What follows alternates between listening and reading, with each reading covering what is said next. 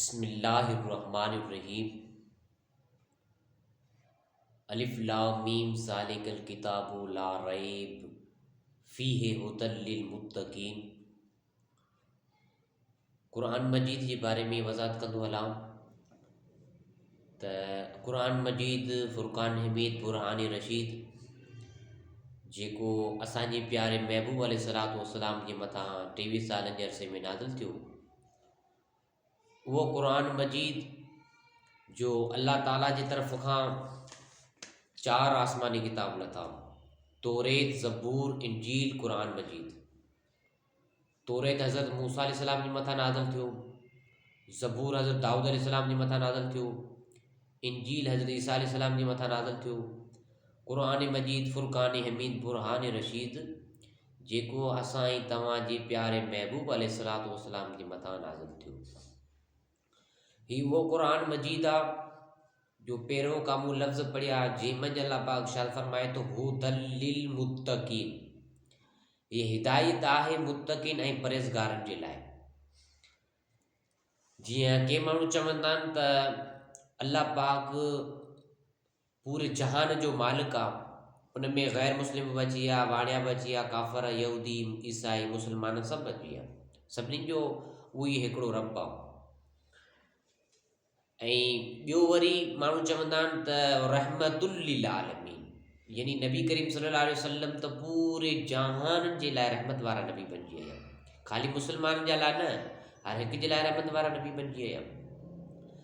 क़ुरान शरीफ़ चवे थो हुदल लिल मुत्तकीन, हिदायत आहे वास्ते परहेज़गारनि जे लाइ। हाणे उहे केरु हिदायत हिन क़ुरान मजीद जी वठंदा? हिकिड़ा माण्हू अहिड़ा आहिनि जिन जो नज़रियो इहो आहे त क़ुरान मजीद अनकम्पलीट आहे, मुकमल 30 पारा न आहिनि। ऐं के माण्हू क़ुरान मजीद खे फॉलो कोन कंदा आहिनि। के माण्हू वरी क़ुरान मजीद खे ॿियनि तफ़सीरनि में जेके ग़लति लिखियल हूंदा आहिनि माना उहे पढ़ी गुमराह थींदा आहिनि, चवंदा क़ुरान शरीफ़ जी माना सही कोन्हे लिखियल। पर आला हज़रत इमाम अहमद रज़ा ख़ान बरेलवी रहमतुल्लाह अलैहि तफ़सीर कंजुल ईमान तमामु बहितरीन नमूने सां लिखियो आहे त क़ुरान मजीद अल्लाह ताला जी तरफ़ खां असांजे प्यारे महबूब जे मथां नाज़िल थियो। असांजे प्यारे महबूब जे सदक़े में असांखे मिलियो आहे। ही क़ुरान मजीद ज़बरदस्त इन मंझि हर शइ जो इलाजु आहे। जेकॾहिं को तबीब, को डॉक्टर, को हकीम जेकॾहिं के मरीज़ जो इलाज करे करे थकिजी पियो आहे, उन वटि का अहिड़ी दवा मौजूदु न आहे, त ही क़ुरान मजीद उहो आहे जो उन हर दर्द जी, हर मर्ज़ जी दवा हिन मंझि मौजूदु आहे। त क़ुरान मजीद खे फॉलो कंदा वञो। क़ुरान मजीद जो तर्जुमो पढ़ो, तफ़सीर पढ़ो, तशरीह पढ़ो। त हिकिड़ा माण्हू चवंदा आहिनि त ख़ाली असां क़ुरान मजीद खे मञूं था ऐं बाक़ी हदीसनि खे नथा मञूं। हाणे ही क़ुरान मजीद असांजे प्यारे महबूब जे मथां नाज़िल थियो, असां वटि आयो, त हाणे असांखे कीअं पहचानियो? असांखे कीअं ख़बर पए त हीउ क़ुरान अल्लाह जो आहे? असांखे नबी करीम सल्लल्लाहु अलैहि वसल्लम जी हदीसनि मां ख़बर पई त हीउ असांजे प्यारे महबूब जे मथां नाज़िल थियो। क़ुरान मजीद में अल्लाह पाक इरशाद फरमाए थो त तव्हां नमाज़ पढ़ो, पर क़ुरान मजीद में कहिड़ी बि जॻह ते इहो अल्लाह साईं वाज़े तौरु न चयो आहे त तव्हां फजर जूं 2 रकात सुन्नत पढ़ो या 2 रकात फ़र्ज़ पढ़ो या ज़ोर जो एतिरियूं रकात पढ़ो या असर में एतिरियूं रकात पढ़ो। इहे सभु अल्लाह साईं क़ुरान में चए थो तव्हां नमाज़ पढ़ो ऐं रुकू कंदड़ सां गॾु रुकू कयो, पर उन्हनि जो उनवान, उन्हनि जो फ़लसफ़ो, उन्हनि जी तशरीह, उहो सॼो मतिलबु असांखे हदीसनि मां मिलियो। जेकॾहिं ख़ाली क़ुरान खे माण्हू मञे थो, हदीसुनि जो इनकार त उहो बि कुफ़र में शरीक थिए थो। ॿिन्ही खे वठिणो आहे। हुज़ूर अलैहिस्सलातु वस्सलाम जूं जेके हदीसूं आहिनि, सासित जा जेके किताब आहिनि, उन्हनि खे मञणु खपे ऐं क़ुरान ते अक़ीदो रखणु खपे। कंहिं बि क़िस्म जे ख़िलाफ़ु क़ुरान जे नाले घटि वधि न ॻाल्हाइणु खपे। क़ुरान खे फॉलो कयो, क़ुरान खे पढ़ो। क़ुरान मजीद खां सवाइ ॿी का बि शइ कोन्हे। जेकॾहिं सही माना में जेको क़ुरान मजीद पढ़ी वेंदो, उनजो ज़हन फ्रेश थी वेंदो। ऐं माण्हू दुनिया में काफ़ी हज़ारे नाले जो पढ़नि था, पर क़ुरान मजीद मां फ़ाइदो कोन था वठनि। अंग्रेज़ जेके ग़ैर मुस्लिम आहिनि, जेके क़ुरान मजीद मां फ़ाइदो वठनि था, पर असां मुस्लमान आहियूं जेके क़ुरान मजीद मां फ़ाइदो नथा वठूं। असांजो क़ुरान मजीद घरनि में मथे कॿटनि में बंदि थियो रखियो आहे, पर असां पढ़ंदा कोन आहियूं। असां सुबुह मां सवेर उथंदा आहियूं त बि हुन सोशल मीडिया जी टच मोबाइल हूंदा आहियूं। त मुस्लमानों, हुन क़ुरान मजीद खे पढ़ो।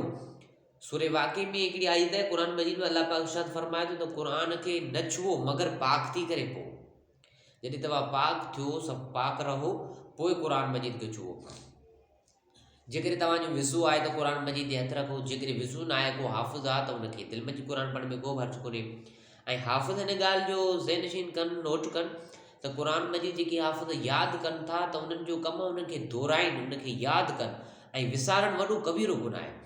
हिकिड़ो हाफ़िज़ हिफ़्ज़ करे थो, मुकमल 1.5 साल 2 साल महिनत करे करे करे तमामु घणी यादि करे थो, ऐं पोयां उहो साल खां पोयां दौर नथो करे थो, क़ुर शरीफ़ विसरी थो वञे, त पोइ फ़ाइदो छा यादि करण जो? जेकॾहिं यादि करे थो त हुनजो सीनो समंड आहे, उनजे सीने में हिकु सम्झ समंड पियो आहे। समंड में तव्हां जिता वेंदा टुॿियूं हणंदा त पिया तरंदा वेंदा, का कंदी कोन ईंदी। त हिन क़ुर शरीफ़ उहो आहे जेको समंड आहे, हाफ़िज़ जे सीने में रखियो आहे। ऐं असांखे खपे, मुस्लमाननि खे खपे त उन्हनि हाफ़िज़नि जो क़दुरु करियूं जेके क़ुर जी दौलत सां नवाज़ियल आहिनि, जिन जा बच्चा क़ुर मजीद जी दौलत सां नवाज़ियल आहिनि, जिन जे पेट में क़ुर मजीद आहे, सीने में क़ुर मजीद आहे, उन्हनि जी इज़त कयो, उन्हनि सां नरमी सां पेश अचो। त हाफ़िज़नि जी बि इज़त कंदा वञो, हाफ़िज़नि जा बल्कि हथ चुमंदा वञो। छो आहे?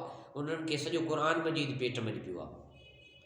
ऐं ॿी ॻाल्हि त क़ुर मजीद खे विसारणु वॾो गुनाह। हाफ़िज़नि खे इहो अर्ज़ु कंदो हलां त क़ुर मजीद जेकॾहिं यादि था करियो, हिफ़्ज़ था करियो, त क़ुर मजीद खे विसारियो न, रेगुलर दौर करियो। ऐं ॿियनि खे बि क़ुर मजीद सही लफ़्ज़नि में पढ़ायो, तर्जुमे सां पढ़ायो, तशरीह सां पढ़ायो, त क़ुर मजीद खे मुस्लमान फॉलो कनि ऐं क़ुर मजीद खे पढ़नि। हिन क़ुर मजीद खां जेके क़ुर मजीद जा जेके थिड़िया जिन क़ुर मजीद खे न मञियो, उहे भटकी विया, ग़ैरिल मग़दूब अलैहिम वलद्दालिन वारे वाट ते विया। पर जिन क़ुर मजीद खे मञियो, जिन क़ुर मजीद ते सही अक़ीदो रखो, यकीन रखी त क़ुर मजीद अल्लाह जो आख़िरी किताब आहे, उन खां बाद में को बि किताब न ईंदो। त इन आसमानी इन अल्लाह जी पाक क़ुर मजीद किताब जेको सही तरह सां मञंदो, उहो सिरातल लज़ीना अनअमत अलैहिम जी सीधी वाट ते आहे। त उन सां अल्लाह बि राज़ी थींदो, अल्लाह जो महबूब राज़ी थींदो। वमा अलैना इल्लल बलाग।